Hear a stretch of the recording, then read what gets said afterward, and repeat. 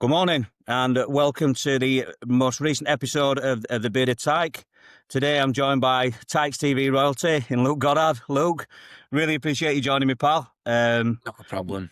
Really looking forward to what you've got to say. So let's crack on then. So we find ourselves in a really difficult position again, Luke. It's getting progressively worse. We find ourselves 15th in League One. I think we're 2 or 3 points above relegation zone. The club's getting progressively worse over the years. So, how have we found ourselves here? Look, what's been happening? It's every year it's happening, and we're going there, and it's going to end up where we end up in League Two if we're not careful. So, how do we find ourselves here, pal? So I think initially when Conway and Lee had left, I think there was a bit of a transparency from the ownership group saying that the decisions were made that had been wrong to kind of result us getting relegated to League One. And we kind of had that acceptance and we saw a change in standards in terms of the players that were brought in that season, like Norwood and Cadden. We kept some of his best players. We sold some of his better players, but we also kept some of his better players, and we kind of created a team under Michael Duff that we had we started to get an identity. And I felt that was the season that we really, that was probably the season where it's like that was the do or die for me to really get back up there and, get back in the Championship at first attempt. And I think obviously losing in way that we did were difficult. And then I think with Duff going, that made things kind of a bit of a spiral effect where we had success that next season under Collins, and we got to 5th in the league. And, I thought it was a weird decision to sack him at the time that they did. I'm going to be honest, I thought the style of play weren't great, but we were 5th in the league, and it's kind of like, look at the team that he had. It's kind of like, what else were you expecting?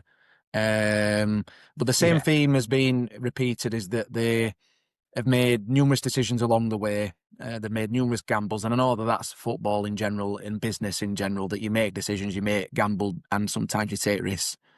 And I would say that more often than not, they have got it wrong. And the facts are there to see. We're now a mid-table League One team. If people don't want to admit it, then the facts are there to see. And at this moment in time, under the current manager, obviously we'll go into his appointment. I questioned him even coming back to the club in the first place, in terms of I thought that it was a bit too good to be true for him to come back. I will obviously go into that when Clark was manager, but I feel that it's a sliding theme, but it's one I've been saying on and off. Different owners, same rubbish, and same mismanagement from 2017 onwards. This has not been an overnight thing. This is something I've been banging the drum about since 2017.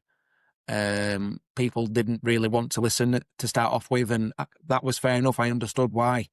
But you could see that the signs are clear to see at the time, and the same recurring themes are there, and unfortunately now, with people at the club that really don't have, much, I think they're in a position now where they're in a difficult position because they've employed this guy to take us forward. And the next decision will be probably the one that will either keep him in the club, or they will decide, we've had enough. That is my opinion, in terms of we either go downhill and then people actually start to really wake up and be like, we've had enough of this, or they get it right and they kind of bide themselves some time. Going back to Darryl Clark situation, when Houriane first came back as a player coach, I thought it was weird because the club had brought him in as a player, and I thought actually at the time that was a decent signing if he stayed as a player, because we needed a leader in middle at part, we needed a bit of experience, and he obviously had still done it up until a few years ago where he'd previously been. So I thought, he knows the club, it's a great signing, just give him a year. But it was clear to see as soon as he came the coach. I said to Neil, obviously we're running Tykes TV at the time. Yeah. I said to him behind the scenes, this is a contingency plan in case Clark goes wrong. They'll put him in as interim. And when it happened in March, it didn't surprise me because it was the cheap option and he was already here. So I get it, because he already knew the players.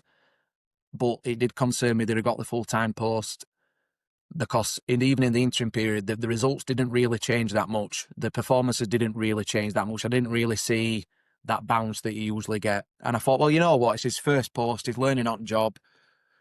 But that was the other concern, is that he had no managerial experience, and it is a big step up from being an assistant coach to a full-time coach in space of less than a year.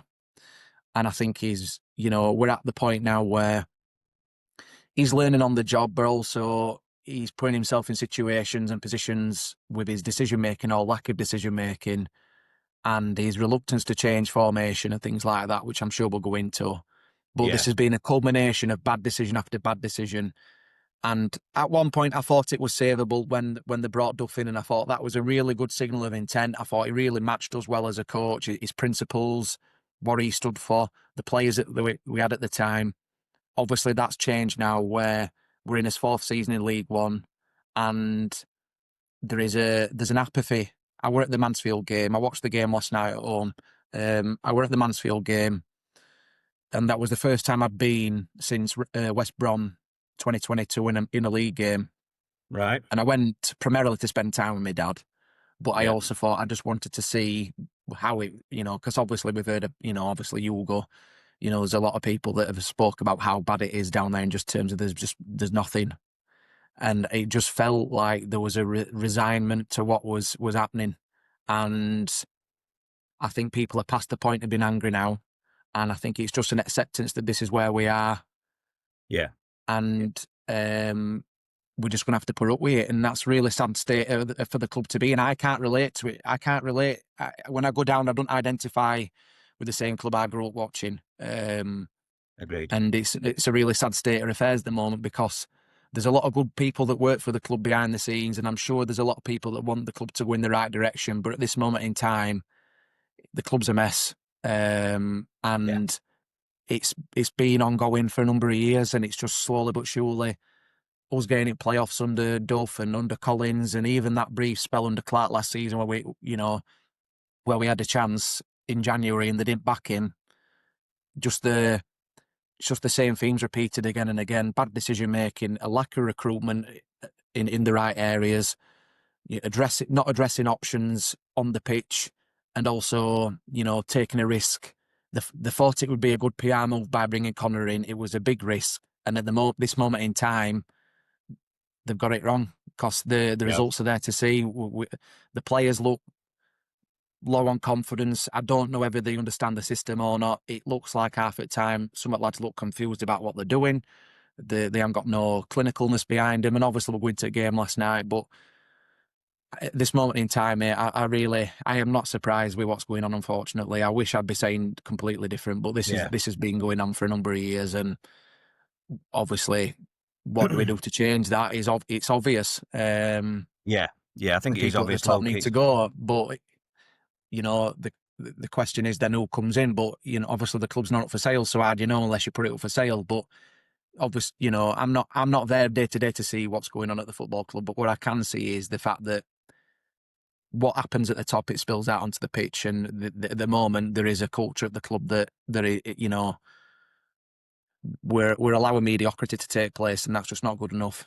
And standards need to be better throughout the football club, and we'd be just kind of just meandering along. But what happens is, when you do that, is you are playing a very dangerous game, to where you obviously then suffer on the pitch, and we're 2 points above the drop zone. And this moment in time, we look like a team that's going to be, unless we bring some players in and we keep as best players, which to keep money at the club, they might have to get rid of some lads like your Kayla Dunns, your Clearys, your Kellys, even at this stage of season, to make some profit.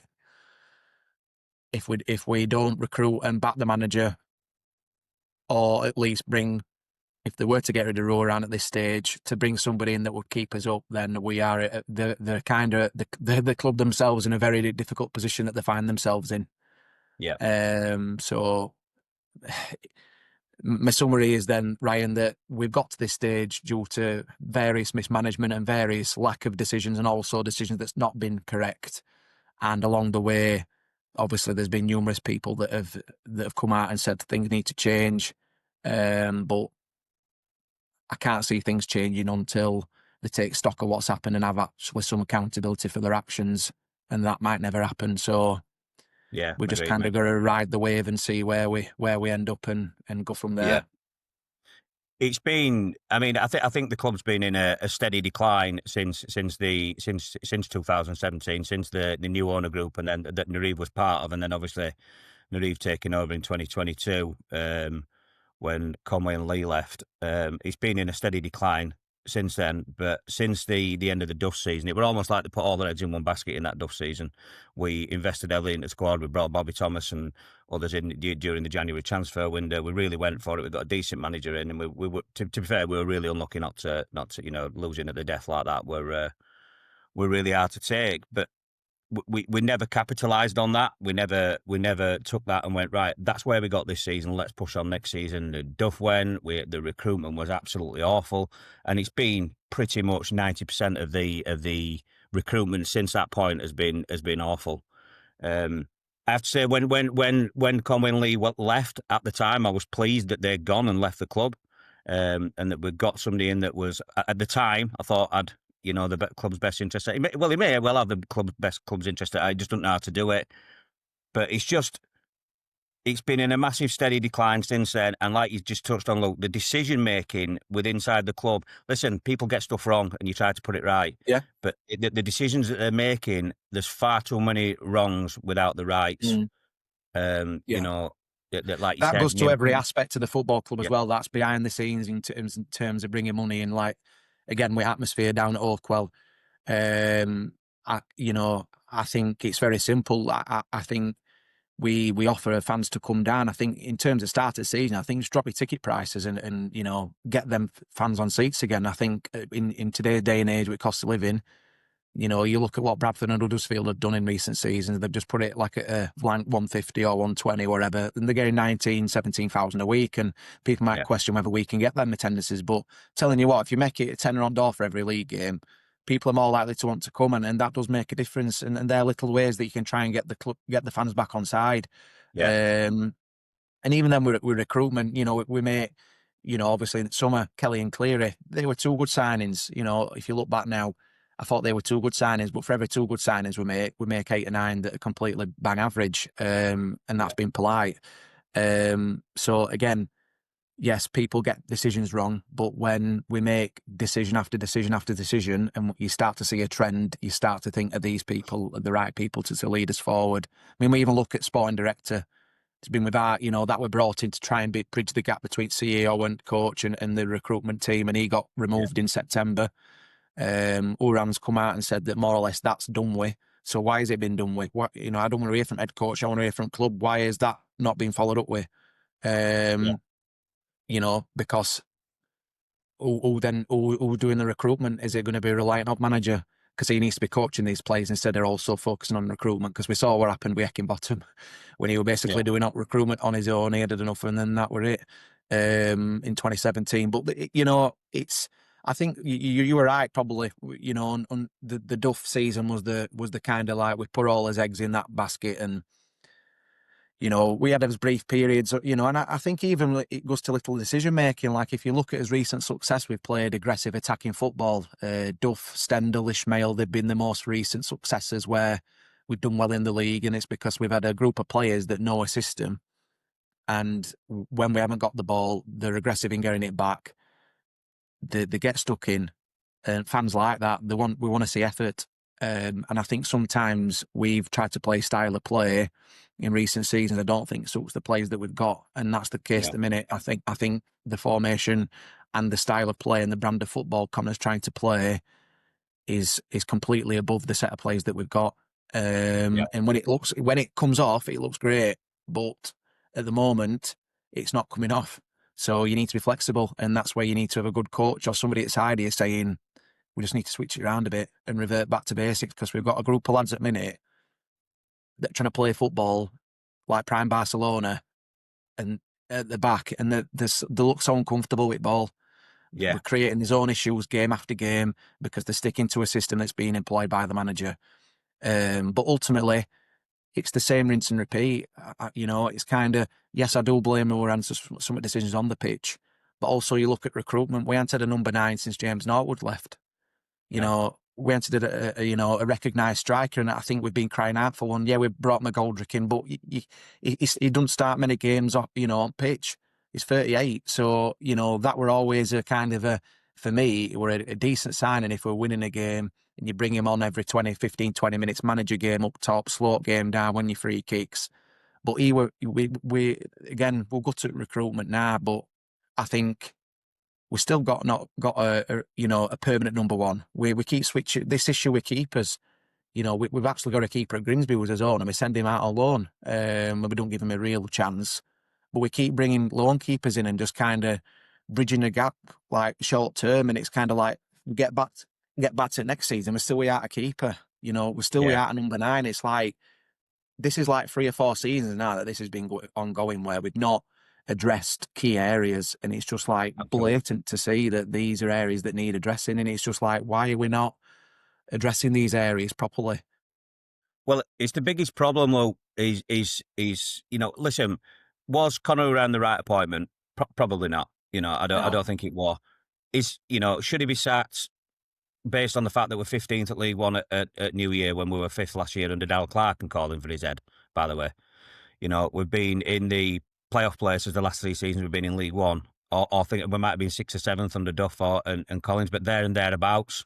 At this point in the state, we're now 15th and just above relegation zone. So should he be sacked? Probably, yeah. Will it make a difference? No, absolutely not. I don't think it will. No, because we've got bigger problems than him.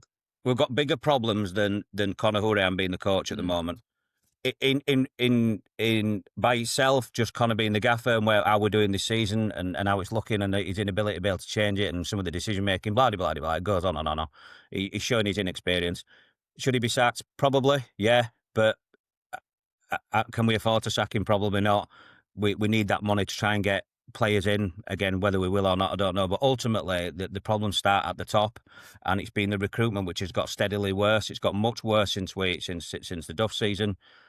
And there's a recurring theme with sides that get out of this division. If you look at the last 3 seasons, that the teams have got promoted, they've all got something in common. They've all heavily invested in the squad to get out of this division. If you look at Plymouth, Ipswich had spent they were in this division for 4 years. They spent a lot of money. They went up. Obviously Birmingham and Wrexham heavily invested in their squad. It's no surprise that they were able to get out of the league. Portsmouth, again, they heavily invested in January. They did early on. They won the league and they went up again. Same with Derby in the Neil Collins season. And we just keep. I really do question their ambitions, just because you can't just keep spending the bare minimum or less. It's not even the bare minimum. It's less and less every season. You touched on it earlier. Look, we've spent nothing in this last window, and crossing your fingers and hoping that it works. It won't. We are a mid-table squad at best at the moment, and there's no complaints from me for where we are in the league. We don't deserve to be any higher because football's been shocking and performances as well from players has been disgusting at times. Well, I'll go to Mansfield game in a minute. I think just go back to Houriane coming in, from what he said, he's a club man. That's why he's still in position. He's a club man. In terms of when he was brought in by club. When they got rid of Clark instead and Devaney, he was still at club, which I question. Obviously, it's because they wanted to put him in as interim, but he was part of that coaching staff that failed that season. Yeah. He was part of that collective. So for me, if you're going to get rid of a group of coaches, get rid of them all. And if he were anybody else, I know there's this loyalty due to what he did as a player. Now, let's just get this right. I watched him, obviously, when he were our club captain, and for what he did as a player, I can never thank him enough because he acted with integrity. Even when he were leaving club, he was still playing to the best of his performance and standards, which was, good to see because you don't really get that now. Obviously, what he did as a player, he got us up into Championship. He was club captain, but similar to when Danny Wilson came back, I judge him based on what they do when judged on their individual time. Now, when he's come back, he's obviously not been given much of a budget to work with. And again, the reason why I think that they appointed him is because I don't think there's many other managers that would want to work under these structures at the moment, because they'll turn around and say, anybody that's got a decent former, that's been about the place, that wants success as a coach, unless they're using it as a stepping stone, they'll say, I want a budget. And if you can't provide me with that, and if you can't give me ultimate say over transfers, which I get, there's got to be an happy medium. You can't have a manager just taking over completely and saying, I'm going to do everything. There's got to be a balance. I get that. However, if 9 times out of 10, you look at successful teams, they have a manager that's like, right, we're going in this direction and I need the tools to do this. You look at Lincoln last night and they've not got a great team.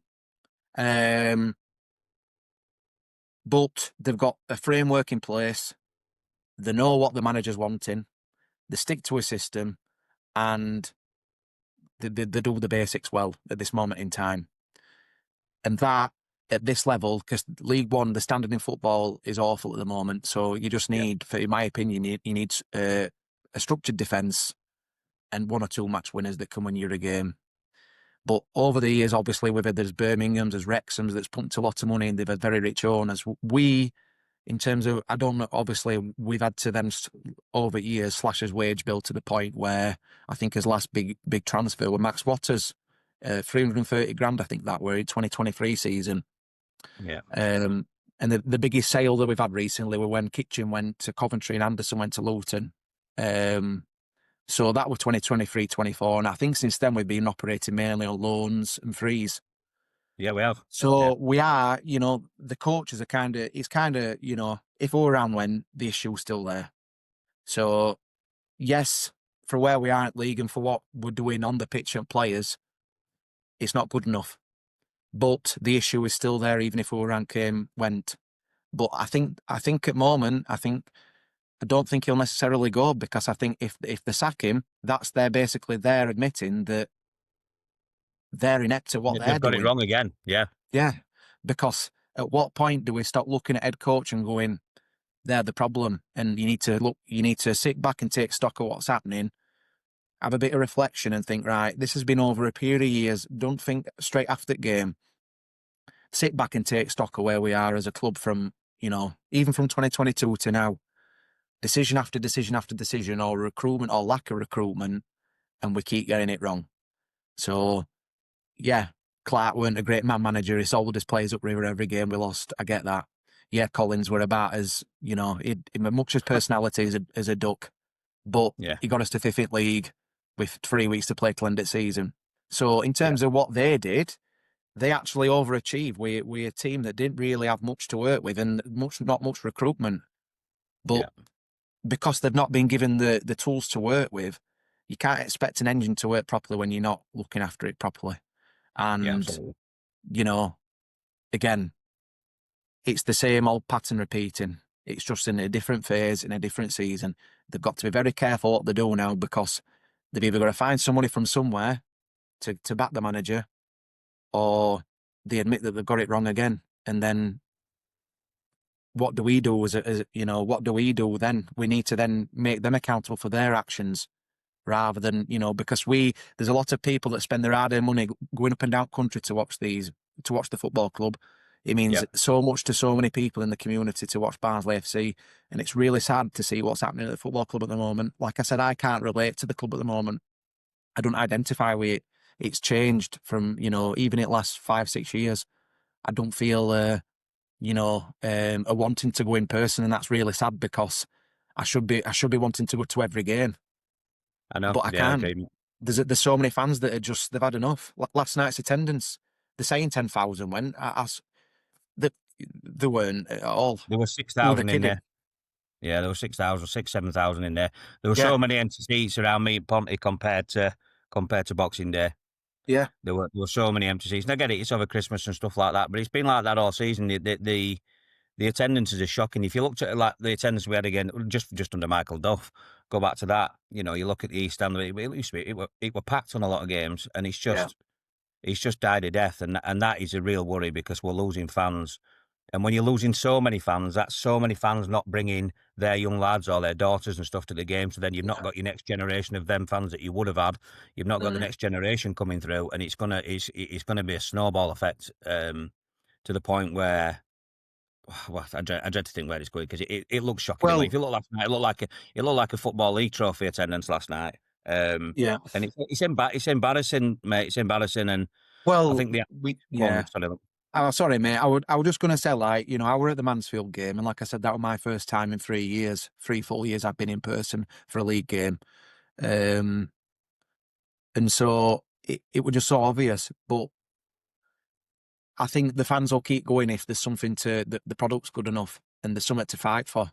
And Yeah, they'll you know, Barnsley, you know, I can't think of any other club that will put up with the shit that we've put up with and still keep. And there's still fans that are so loyal to every aspect of the club, and there's yeah, so many other clubs that will have, you know, kind of just had enough of it by now, and we just kind of keep yeah, putting up with it. It's but we got to the game itself against Mansfield on Boxing Day, and that's the reason why, you know, bottled it again, and that isn't down to the owners, and so obviously we'll go to players now. That performance on Boxing Day for 70 minutes were disgusting, in my opinion.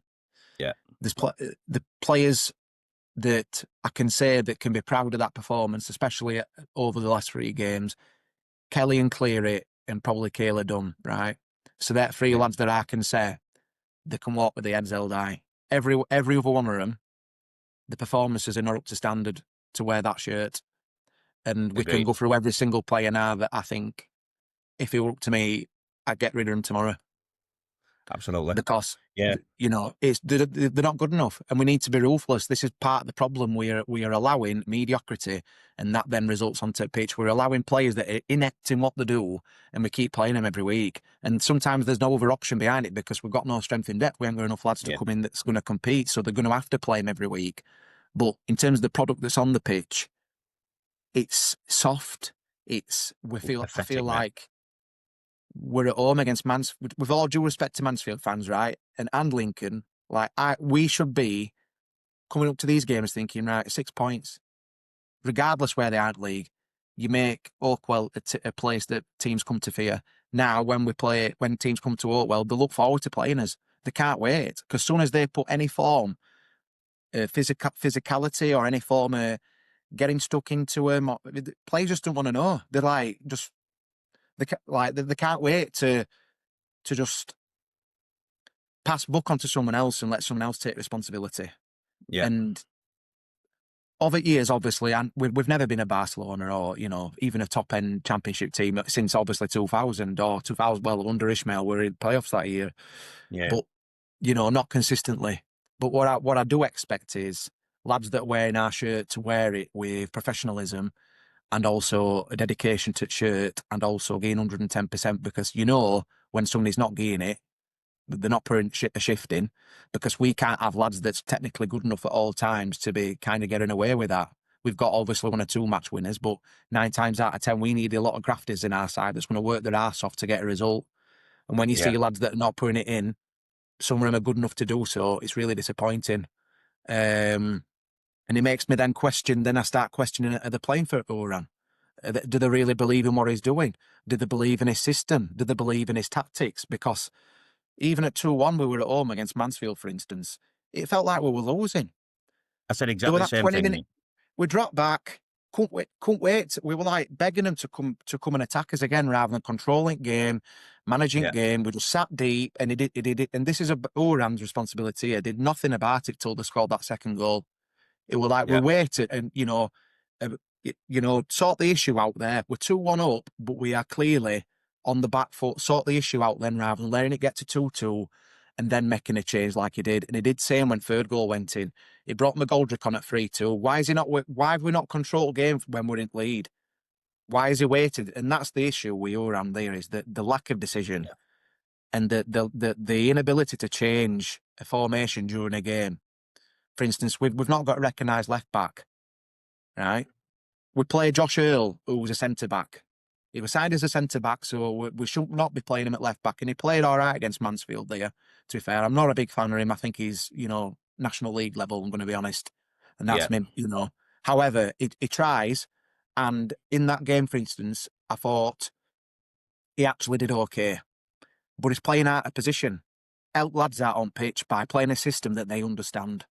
Yeah, it's some of the decisions he's made around that left back debacle that we've got. Listen, Alberta's been struggling. He's had shingles. He's been poorly.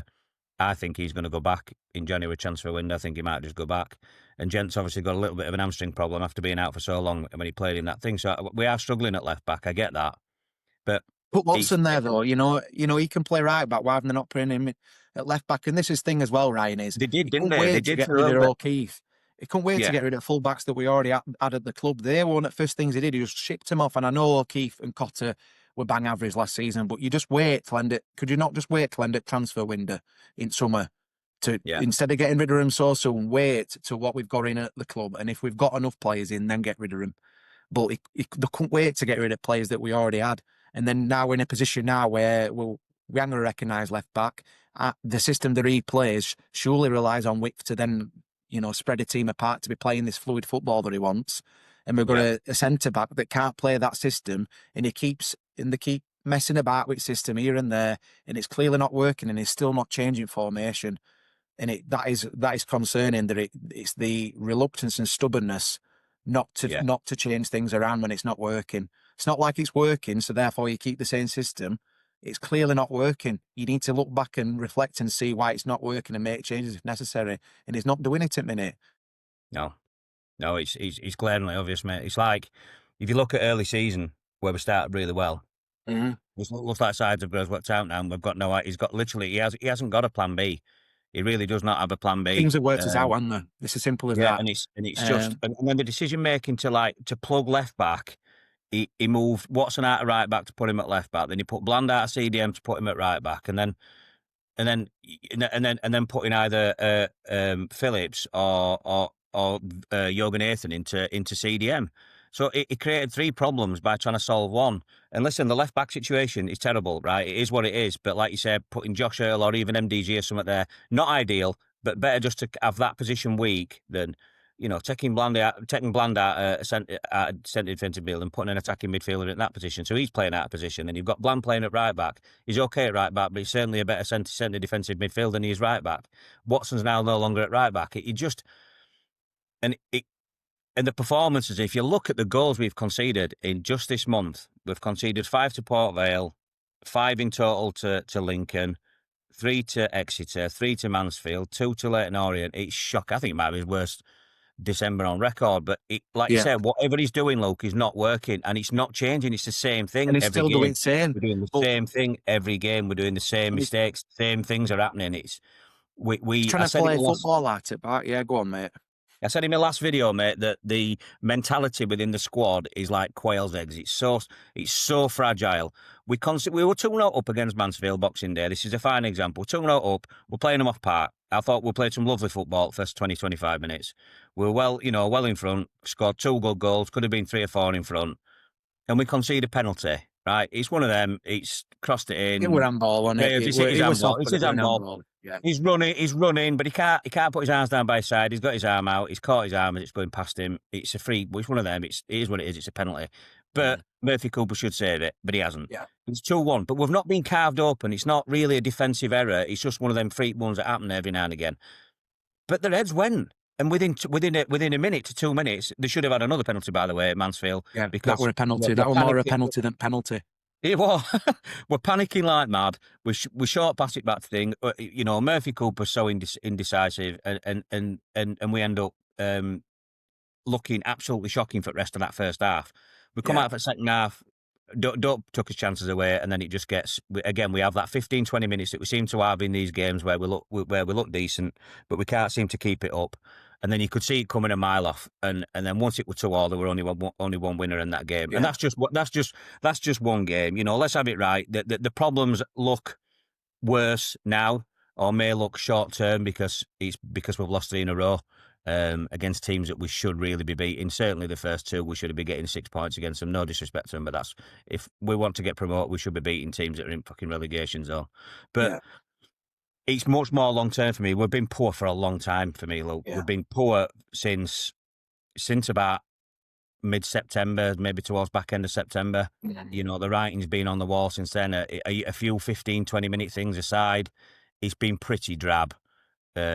Since then, and like you said, it's the inability to change it for me from Conor, and he's making far too many errors.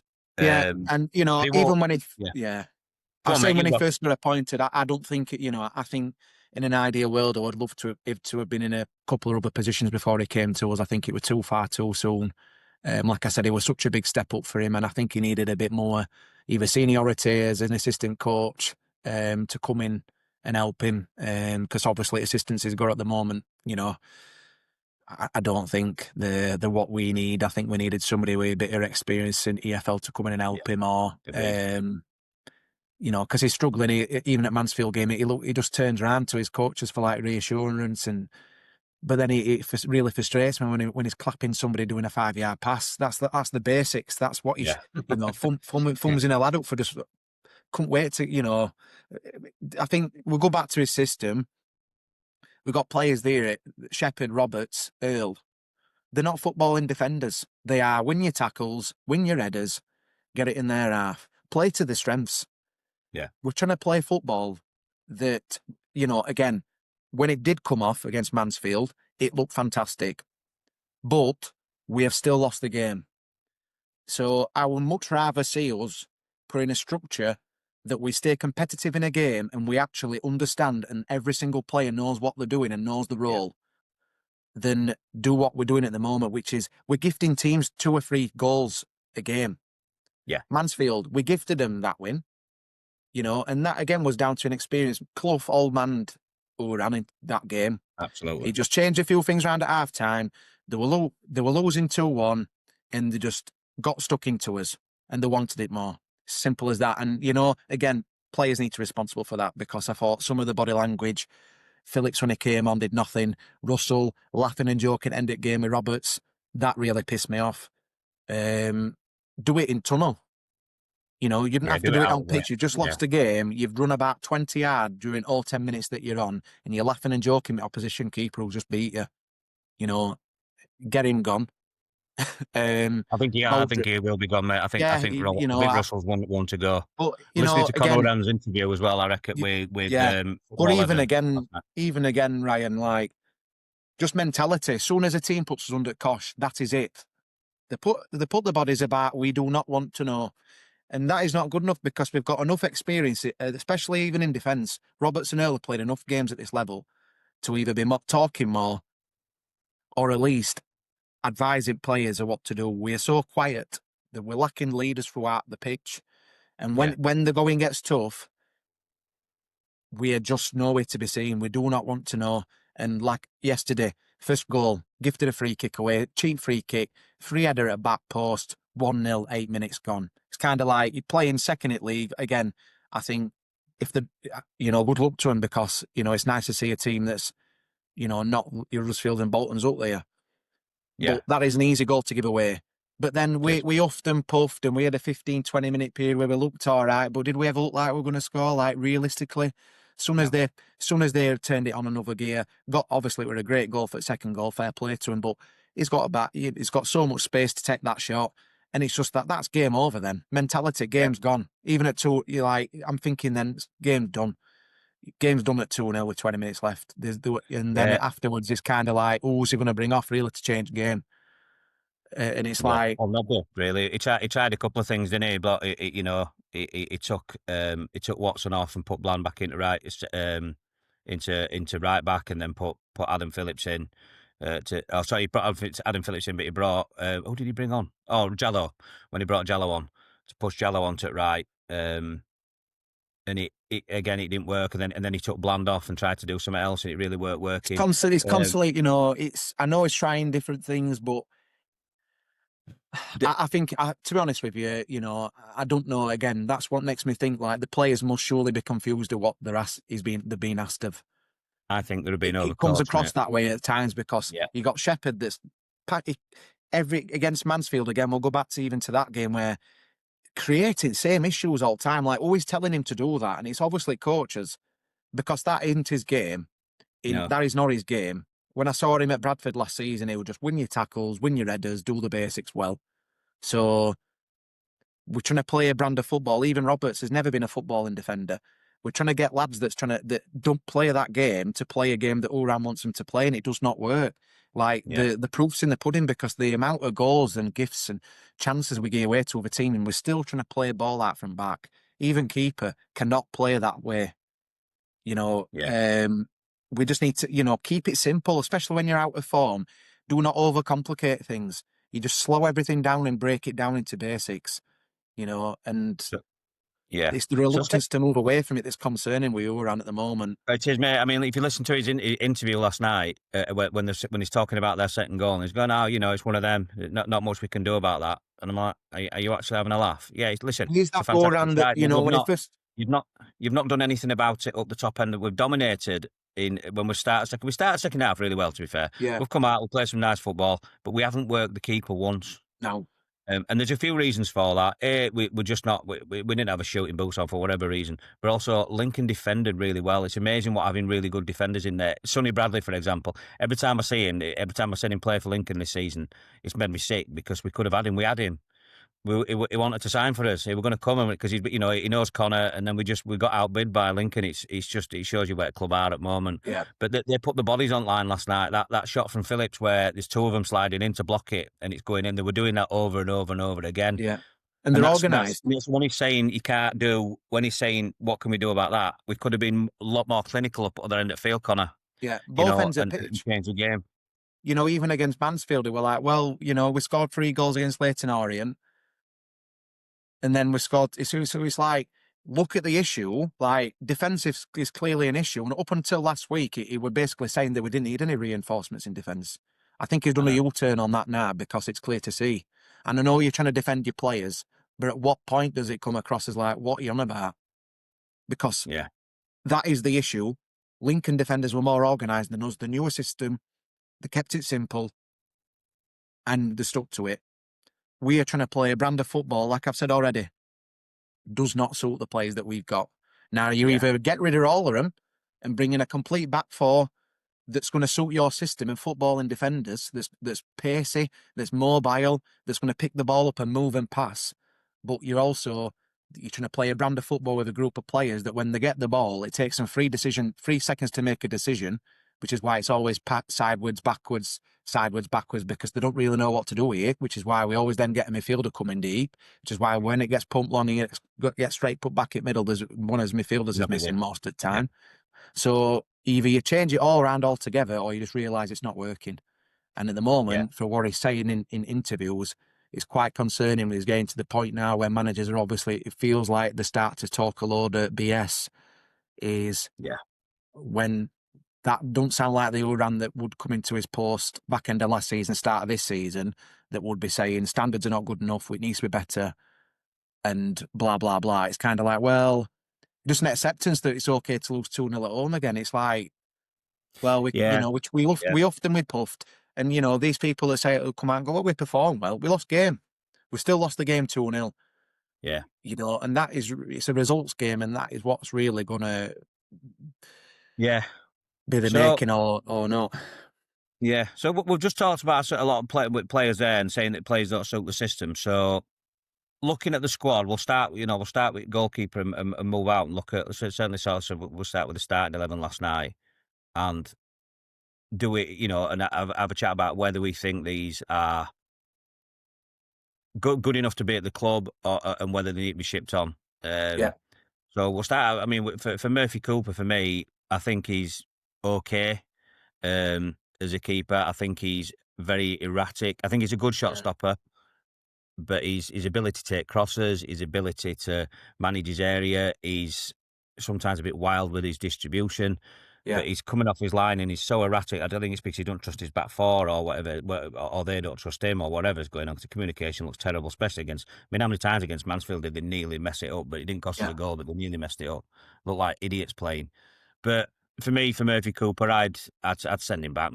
I think we obviously either put Jackson in or put Flav in because he's no better. So what's the point in developing someone else's goalkeeper when we've got 2 of his own young keepers that we could do with developing ourselves? Yeah, I agree. I think when he has ball, he looks like he's got no. I think there's probably a communication issue there where defenders probably don't trust him because he comes across as so erratic. You need a keeper that's got a calm influence. That's I've heard him talking, so he does talk. It's not that. It's just his decision making for me. He just feels so. I don't know. I'm scared of what he's going to do next. a successful side is a calm influence in goal. That's that's the start. That's the core of your team. Is the keeper having Yeah. a steady influence. When defence don't trust him, and then vice versa, he don't trust defence. It's a recipe for disaster. And I think, you know, some people like him. I think he's bang average. I think there's a lot of keepers out there that could do a better job. And again, that's why I'm saying sort the issue out. This has been in 4th season now. We've not signed a proper permanent number one that's going to be in our next 3 seasons. I know Smith, Jackson Smith's on loan at Grimsby. Where he's being treated by club behind scenes, he probably might want to stay there. He probably might think, well, you know what? Why do I want to go back there if I keep getting shipped on loan all the time? But Cooper, get rid. Simple as that. Not good enough. We've got to be talking about better standards now. This is where I keep going back to Ryan is standards need to be better. We need to be ruthless. And we need to be saying, not good enough. See you later. You're not good enough, go back. You know what I mean? For me, with any loan player, not just goalkeepers, if you're bringing a loan in, certainly from sort of like the Premier League or top-end Championship, where, it's probably a player that you couldn't afford to buy, so you're going to make use of them, they have to be a lot better than what you've got. They have to be a lot better, because otherwise what's the point? We had Slanina last year from Chelsea, Gauchi from Villa. Not really, again, I thought if they're going to be top keepers, then maybe, that'd be a really good signing for us, but nothing more than what we already had. So what we did to kill it were appalling. It was appalling.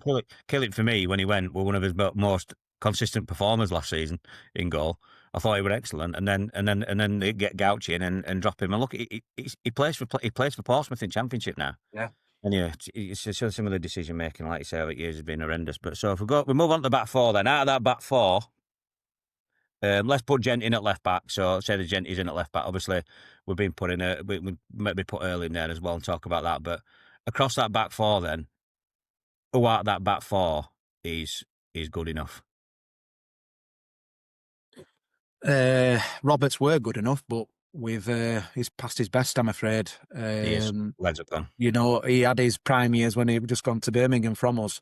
We saw his best years, and then when he went to Birmingham, and he tries, bless him, but he's again, it's the system. He don't suit it. If they play the system, there's like do the basics, win your headers, clear your ball. It's not pretty, but Mark's good at that. But he's not good at football. He's not good at playing it on floor. That is not his game. So if Houriane's going to persist with it, he needs to come out outside. And whether he goes now or end of season, I think he's out of contract. So I think, you'd be looking to, for now, put him on bench and just have him as a bit of a good influence in dressing room because he's got experience and he knows what it means to club because he's from area. But he shouldn't be in that starting 11. No, so that's the first one. I'd have out. His legs have gone. He's too injury prone, and when he's on pitch, he's not a calm influence. And isn't. I know I'm obviously being very negative, but there's not much positive to say when I'm just being honest. I can't see. No, you're right, mate. It feels very negative. It's felt negative for at least we're into the 3rd season now, where I feel really. People say be positive, negative look and all that sort of thing. Well, listen, we're 15th in League One. Like, if you think that that's acceptable, then great, do you? But I'm just saying what I see here, and I'm just saying, as I've always said, I've just said how I feel, and I just say what I see. So for me, Robertson, end of season. Thank you for your services, but it's time to move on. What about Shep? Well, if you look at where he came from, he's a novice really, isn't he? Because he were at Pontefract and he's been then brought up from non-league, not even like National League North. Pontefract Collieries up to League One. It's a big drop. It's a big step up. And for me, I think the worried that Bradford were going to sign him, so they brought him back because he did well in League Two. But I think that's his standard currently. He's not good enough. Yeah. He makes too many mistakes. I can't. Would we be a massive miss without him? No. I mean, he were linked to Swansea earlier in December, and I couldn't believe it. Like, I think there is potential there because he's got good attributes, but performances are not good enough. Not recently, they haven't been. No. He looks bereft of confidence and not good enough at the moment, mate. And again, we're setting some players up to fail in a way because we've put him straight into the team when he first came in. He weren't ready. Then they sent him out on loan because he weren't ready. Did it the same with Lapata. They brought a load of lads in that weren't ready, put him in team. They're not ready. So for me, Yeah, either send him out on loan yeah, or get rid of him now, because that's, yeah. again, massive issue with defence. Yeah, massively, mate. I mean, I don't mind Tanai Watson. I think when they put him at right back, I think he's pretty solid as a right back. I think he's Yeah, okay, but no cover yeah. at right back. But I don't mind Tanai Watson. I think he's actually good. You could tell he's played at a decent level for a long time. I think he's 27, 28. Without being spectacular, I think he's Steady as you go, pretty good. and you need those players. You can't have every player be an 8, a 9 out of 10. You've got to have just lads that just do the job. I think we need a lot And more players like him in team. yeah, but Look I at do Lincoln, feel for that we need a example. bit They of, have a lot of those kind of players in their team. yeah, we Efficient, need, not trying to be yeah. something that you're not at this level, and they do the basics really well, and that's why they are where they are. So I like I do think we Watson. need a bit of cover at left back, or I think we need some cover that can play either both in January, Yeah, because that's an issue. We obviously keep getting lads who are injured there, so we yeah, need some cover at full back, either that can play both sides in January yeah. for definite. I'd like to see Jen come back. I like Georgie Jen. I think he's a good player, but he's obviously, when we're going to see him, or if we're going to see him regularly this season, is up for debate, because he's played 90 minutes at Peterhead Cup, and he's not been in the squad since, because he had a bit of an hamstring injury. Is he going to be fit enough to do it? I don't know. So I think left back is an issue, as much as we've got a left back and a left. Albeit, let's have it right, he's a left wing back more than he is a left back, but I think Alberta might go back, so maybe, like you say, we probably need some cover there. But I quite like Georgie Jen, but I think the centre backs, we need 2 new centre backs. We really do. I don't think Shepherd would be bad to have on bench or to come in if we get an injury, or if we, at least they're only going to go one centre back, maybe a really good experienced centre back, not like even Robbo's experience, but his legs have gone completely. Well, I was To looking stay at free alongside agent Shep market. might help him, but like you say, I think it's more to do with centre backs. We're trying to play football with centre backs that aren't footballing centre backs. I think if them two were at Middle Park and it were just about winning tackles, winning headers and stuff, they'd probably look a lot better. Yeah, But yeah, so defending, we know defence is a massive issue. I think looking at the midfield, I don't understand with some of the players that we've got in midfield. I think midfield's all right. I just, I think I don't.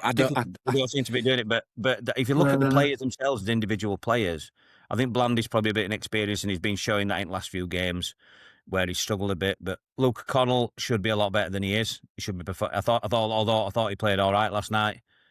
If you look at like Kelly and Adam Phillips, we should be doing a lot better than we're doing, shouldn't we? With that midfield. Yeah, they should be getting more after him. That's but again, in a successful side, I don't think Vermael and Bland start. I think if we No. have a better, for me, they shouldn't be starting every week. There should be.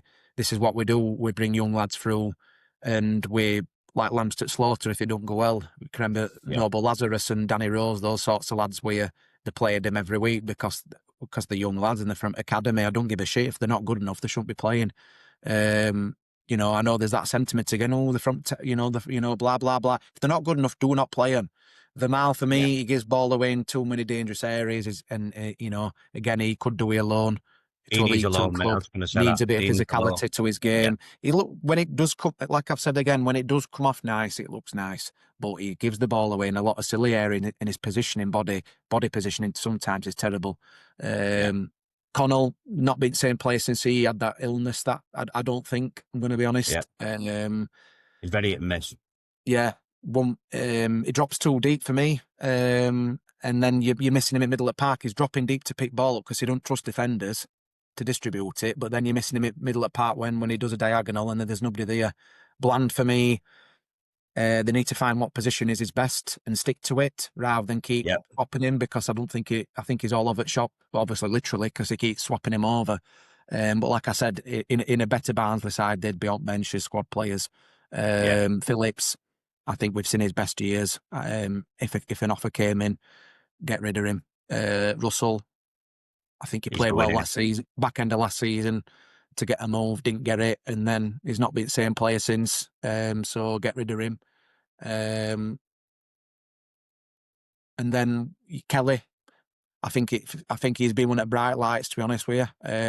Yeah, he's really good. Yeah, I Cleary. really like Kelly. I think he's. Yeah, that left Again, he hand was excellent side, last night. even against, I think I feel for him for a bit, because you're carrying there's 3 or 4 lads that are playing half decent, and we're carrying 6 lads every game. It's like Yeah, I true. do feel for him, because it's like going forward, I think we actually look a threat, but we aren't going to recognise number 9, and we need to have a bit more presence up top, regardless of what Davis is doing, which is fantastic. Saying, he scored 14 goals in all comps this season. He's done a great job. However, for me, we need to recognise number 9, and I think, again, in an ideal world, Kayla Dunn should be playing just off a number 9, in a bit of a free role, and then having a lad as a focal point up top that can be a physicality in a presence in game. But it's obviously he don't want to do that, which is fine. But I think that's what we're missing. Yeah, But from I an think attacking that, standpoint, though, I think we've got some really good attacking players in there. yeah, It's like Patrick Kelly. We've got clearly down left. I think we're struggling down right for attacking, for decent attacking players. And Farouj is actually, not good enough. we got for Farouj not good enough. You know, Vickers looked bright early on, but I just think I think he's a Confidence is great gone. talent in football. I think he's a talent in football. I just don't think he's Yeah, physically up to no, this league. no, And we've got Keeler Dunn as well, who's one of his best players. Is one of the best striker, his best scoring players within the league. Whether he's a number 9 or not is a different thing. Although he's playing him at that 9 role. But for me, we definitely need strengthening up there, because we've known that. We touched on it earlier. Look, we've not had a striker in since Norwood, an out and out striker, and we've been crying him out every window. And for some reason, we just don't see a bit able to get him in. Well, we're waiting, don't we? Well, This is money what in it, really let's be honest. it But pisses me off. Every single window we do the same. It's like we realise it's transfer window with 2 days left. It's like, get your targets in, make a bid, show your intent to that player and get him in, rather than yeah, waiting until 2 days before end up window. It's like, oh, and then it's like, we were trying to do it last window. You could see, like, apparently bids that they made, they're making bids to anybody at one point. And it's kind of like that. It comes across as desperate. We yeah, should be already, as soon as that window ends, right, and we should be assessing, right, what do we need for yeah, next window? What do we need to bring in? A keeper, 2 centre defenders, a full back, arguably 2, a midfielder if Russell or Phillips is going, and a number 9. Because for me, Caleb Doug could either play out wide on right and come inside, because he's yeah. that. I think he's a good player, very good Oh, technically. he's I know wonderful, mate. Yeah, yeah. I think he gets some, but it's like, come on. I think he'd probably be one. I think if he's here by end of January, I will be really surprised, Me too, because mate. I think they did well to keep him in summer. I think obviously because Houriane had come in, he must have said just get trust first few months, and I think he seems like one of those lads that he were obviously really happy to be captain. So that's probably the only reason I could see him staying, is if they made him captain. But I don't think they'd do that to Connell, because he's got like godlike status at Oakwell for some reason. None of them should be, every one of them, if they're not captain. For me, Connell were never a captain in first place. That's my Never. opinion. He's not a leader. He's not vocal enough. I've seen like Neil Redfern and Darren Barnard and Bobby Hasselhoff at years. They're captains. They're leaders. Yeah. Obviously some viewers are a bit too young to remember, but they were proper lads that when they were in trenches, you'd have them by your side. And for me, Connell goes missing in too many games where he shouldn't be. Them And players are from an era, Luke, that that you talked about earlier. The Barnsley that we recognise, the Barnsley that we fell in love with. That's the Barnsley team. They're the Barnsley players that I recognise. We're so far removed. It's so sad, because we're so far removed from them types of players at the moment. That level of just quality and determination and pride to well, wear it. So that's where we are, mate. Do you know where Houriane first came in? He said he wanted every signing we're going to be and have a player with character, a player that would make the dressing room a better place. And it's like, I look at those lads, and I look at John Russell laughing and joking after we'd lost against Mansfield, a team who were 23rd in league, and they come to us and the old manners for 90 minutes. And I think, I think, well, yeah, we do need 11 lads that are good characters, good influences in the dressing room. You want 11 lads that care, that they don't have to be best footballers, but, it's the fundamentals of being a Barnsley player is give 100% for the shirt, and no matter even if you do a strike performance, fans will get behind you and they'll appreciate it. What I don't want to see is lads laughing and joking, jogging about half-arsed as if it's some form of like exhibition game, where we can't be having those lads that just do that, because we have to, where every player that's in our team has to make a difference.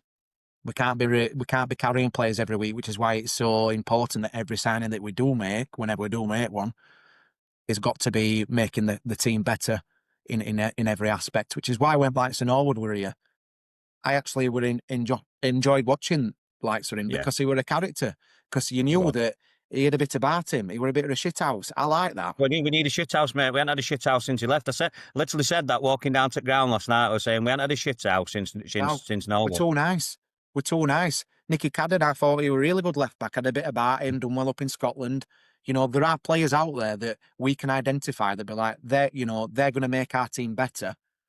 There are players out there, and we did it over years where we brought lads in from lower leagues that were ready to step up, that were ready to make that transition. And even that model where we'd make a profit and then sell them and then we'd reinvest, I got it to a degree. I didn't get it to selling 3 or 4 every window, but at least one, I got it if it meant for the club we'd be in a better position.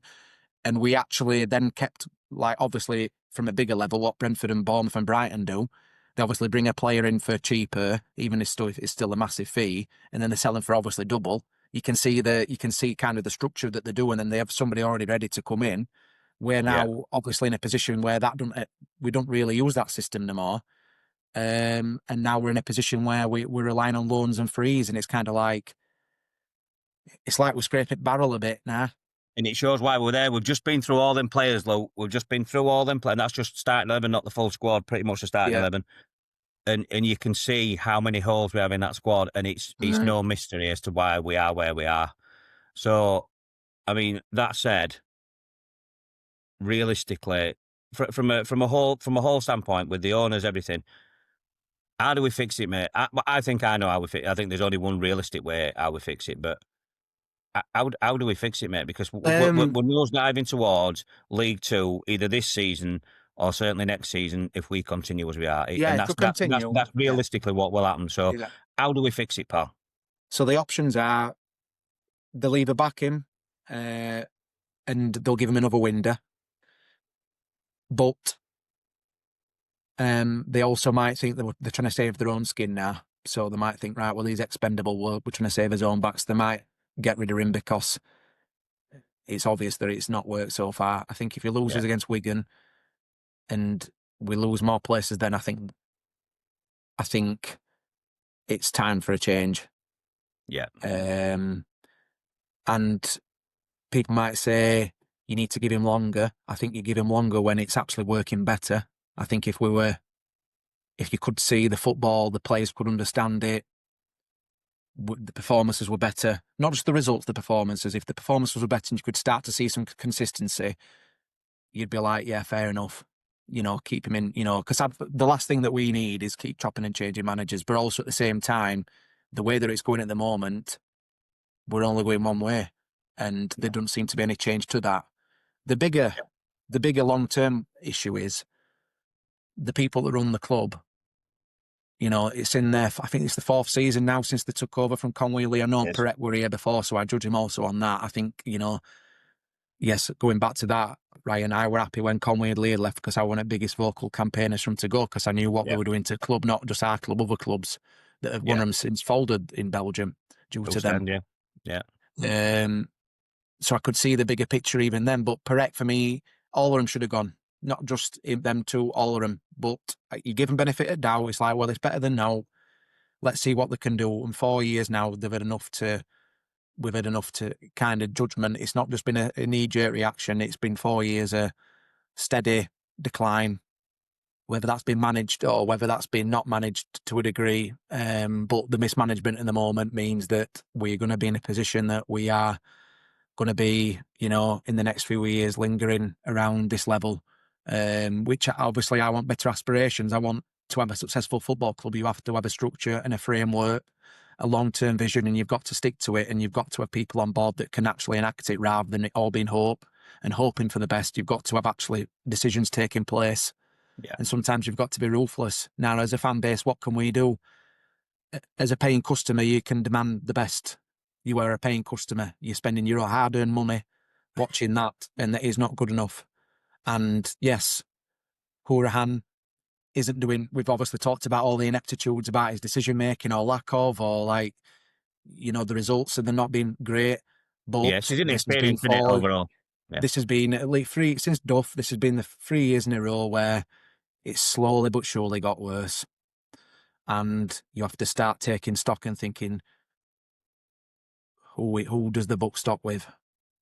And these are custodians of our football club, and they should be treating it better, and they should be looking after it with care, just as we'd expect someone to look. It's just like, as I'd expect a business to be run. And also, there's people that have supported the club all their life. We should be wanting better for our football club than what we're currently getting, and we can have a say. We can be more vocal about it. As I've said before, I were very vocal initially. I think I've lost that fight to be as vocal again. But my advice to Barnsley fans is call them out, and keep calling them out, and demand that that's not good enough. But also be realistic and say, if they get rid of Houriane, that's the short term to save their own back. And do you trust that they're going to bring someone else in that's going to fix the issue long term? I don't trust them, because this is the third time they will have got it wrong, because we're actually in a worse position than when Neil Collins came in. And if you look at it in terms of stats, he's got the lowest win ratio since Poya Ashbagi, or in recent times. It's under 40% now. 40%, I think. Yeah. So it's clear to see that this has not worked. Sentiment only goes so far, and we need to start thinking bigger long term about what we can do to make our football club better. And it's better, demanding better standards, and it's saying it's not good enough. But we also need to appreciate the fact that we will be here when these are gone, and we want to make sure that the club is in a better place in the long term. And we need to start calling it out more. And because if we don't, they'll keep getting away with it. And people will go, who's going to come in? I'm just a fan, but I'm just saying what I see. For instance, if the club put up for sale and Perret turned around and said, I'm selling club, you won't know who's wanting to come in until somebody wants to buy it. How do you know if somebody wants to buy it until it's for sale? Do you know what I mean? That argument, who's going to come in and buy it? Who's going to buy it? It's like, well, I don't know. If you're going to put it for sale and club's for sale, like I've said to Neil when he were running Tax TV, the club has got a lot of positives to it. There's not many football clubs that have got the facilities at our level, even in Championship, that have a training ground, high-end training ground next to the pit, next to the actual football ground. We've got historically a good academy with young lads coming through the system. We've got a proud heritage of being, a one club only town, that we actually have, for the size of our town, have good attendances. There is a lot of positives there. And with the right people behind it, we can have something to be, that we can move forward. And you look at likes of Burnley, historically they were always at the same level as us, going back into the 90s, early 2000s. Burnley were, Brighton, Bournemouth, they were just on the same level as us, so it can be done. But we've obviously got to get the right people in. How long that's going to be, I don't know, but just be ready for the ride, because it's not working at the moment. And it's not. I hope they turn around, Ryan, and say, you know what, we're going to do X, Y, Z. But they've not done it so far, because they would have already done it by now. So I personally think, look, the only way forward is for a sale of the club, mate. I can't see anything other than that. I think if we got relegated, they'd sell it. I hope it don't come to that, mate. I really do, but I just can't see him changing. Leopard don't change his spots. They've had 4 years, mate. When they've come in, I thought when they first come in, I thought, all right, this is the moment now where they're changing. In that Duff season, it felt like he started to feel like we've got his club back a little bit, but then since then it's just it's getting worse. That Sheffield Wednesday game, Ryan, that were like, I felt like that were probably that were a heart back to when I were in it, when the kind of, not the glory days, but I suppose that's what it felt like to be a Barnsley fan. Kind of that 90 minutes, we absolutely terrorised Wednesday, and that was like that was the pinnacle as to where that was like that. This is what it means to be a Barnsley fan, and I were proud to be a Barnsley fan watching that game. I'm thinking, wow, with Summer Tabatas here, we're kind of back, as it were. And you said, I think they've had long enough now to be it's not acceptable. And again, they need to change completely, Luke, what they're doing. They need to change completely and either put up or give it to someone else, because you can't just keep doing what you're doing. You know, you're turning more and more fans away. They ain't got I don't think the club's going to go bust, but there's not going to be a fan base left that's worthy before you sell it. They need to either change completely what they're doing, which I seriously doubt. they're not going to, because they're not going to, because sell it. Go on, sorry, Luke. Houriane said that we got a good ownership group, and again, that were comments that baffled me, because I'm thinking, surely you should know that our fans expect better than what we're getting. And he just came out and openly backed him, and I'm like, well, that's why he's a club man, isn't he? He came out and he backed him openly and said, I believe this ownership group, and it's like, proof's in pudding. Like, we are where we are for a reason, and obviously I don't want kind of this turmoil at the club. I want it to be stable, but the way that they're operating, it's stable, is it, at the moment? So, I've obviously not come on to say get him out, because I'm fed up of saying the same thing. I've said it for 2017, and then even since when he was to come on other channels and say, I still don't think it's the long term answer. But just get ready. If you're a Barnsley fan, just get ready for the ride, because it might not get any easier than this. It's going to get bumpy, mate. Yeah. We're not going anywhere under these owners, mate. We're not. It's as simple as that. We're not, and it's been proven as such. Yeah. In fact, where we are going is down, as our performances and league position has steadily slipped over the last 3 years. It's only going away, and it's slipping, and to be honest with you, this season it's slipping much quicker than I thought it would. And we need to be realistic. We are in a relegation battle, and I think at the moment, we are. Yeah, we are. If we stay up, will they deem that as a successful season? Hope not, mate. Well, let's see, because if they get rid of Caleb Dunn and they don't bring anybody in, that's your goal's gone immediately. Because January is going to be the start. January is going to be it's going to be the big test, isn't it? We're going to see. Is it going to be a fire sale? Everything must go. Where we are. Do you know what I mean? Like, kind of, let's make as much profit as we can while we can. I even think clubs will be interested in it, likes of Cleary and Kelly, even this soon, because they'll think, they'll look at us and think, right, well, if we're in a position that we need the money, I think they'll take it. Yeah, it's a bit of a dark situation to be in. Yeah, it's not an easy position to be in at the moment. It's quite sad, really, because it could have been different, but it is where it is. And just if you're a Barnsley fan and you decide not to go no more, or you've had enough, don't feel bad. That's your choice to make, because you love the club. And I can't. I went Boxing Day. I went with my dad, because I very, very rarely see him, but I went as well, and I've not been, because that's my conscious decision, because I can't see the club be operated in the way it's in, because I love it so much, and it's like it's heartbreaking, mate. It's heartbreaking. It is. So it's not an easy decision to make, but I've stuck by it, and I'd love to go back at one point more consistently, but I just can't do it regularly under these. No, you're right, mate. But if you're a Barnsley fan, just stick at it. We'll get through it. Yeah. So listen, Lo, I've taken up just over an hour of your time, pal. I know that you're working. Not a problem at all. I know that you're working, so I'll let you get back to your work. Listen, mate, I really appreciate you jumping on. Any time you want to come on again, mate, just let me know. You'd be more than welcome, pal. So cheers, Ryan. Everybody else, if please like, share, and subscribe. I'm sure there'll be lots of comments from what we've talked about. So please feel comment. I will try and get back to all of you.